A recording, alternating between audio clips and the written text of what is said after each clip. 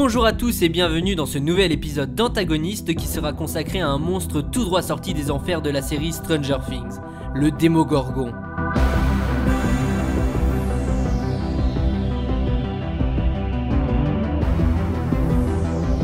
Monstre absolument répugnant de par son design digne d'une plante carnivore démoniaque, le Démogorgon est un horrible prédateur attiré par le sang de ses victimes qu'il traque pour ensuite les tuer. Enfin du moins c'est une hypothèse qui a été mise durant la série mais qui semble assez facilement se confirmer puisque l'une des premières victimes du Démogorgon qui nous est montrée est Barbara, une amie de Nancy qui se coupera la main en essayant d'ouvrir une pauvre petite canette de bière. Quel triste accident! Comme je vous l'ai dit en ce début de vidéo, le Démogorgon n'habite pas sur Terre mais vient d'un monde parallèle au nôtre appelé le monde à l'envers. Un endroit qui est similaire au nôtre mais avec les monstres en plus. Épisode après épisode, nous apprenons que Eleven, une jeune fille enlevée à sa mère durant son enfance par des scientifiques pour développer ses compétences psychokinétiques, est rentrée par accident en contact avec la créature, ce qui a eu comme conséquence d'ouvrir un portail reliant notre monde à celui de la créature.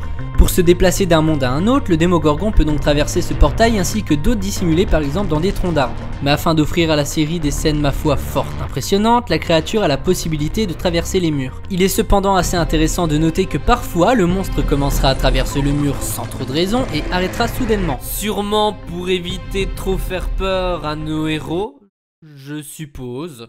Le nom de la créature Démogorgon a été donné par nos jeunes héros Will, Mike, Dustin et Lucas en référence à leur jeu de rôle favori Donjons et Dragons. Effectivement, dans ce célèbre jeu, le Démogorgon est représenté comme étant un prince démon à deux têtes extrêmement puissant. Le parallèle qui est fait entre ces deux créatures nous permet donc de comprendre rapidement que la créature qui pose des soucis à nos jeunes amis n'est pas là pour rigoler. En même temps, avec cette tête, je vois pas trop comment elle pourrait. Tout au long de la saison, nous ne voyons qu'un seul Démogorgon et nous savons au final assez peu de choses sur lui. Il en existe sûrement d'autres, mais je suis curieux d'en connaître plus sur cette créature et le monde dans lequel elle vit. Comment se reproduit-elle? A-t-elle des capacités qui nous sont encore inconnues? A-t-elle atteint sa forme d'adulte? Est-ce qu'elle sait jouer de l'accordéon? Oui, je me pose très sérieusement cette question. Il est donc encore trop tôt pour répondre à toutes ces questions, mais il paraîtrait qu'une saison 2 arrive très bientôt, alors courage, jetez vos dés, préparez vos boucliers et vos meilleures épées, et c'est parti, on y va!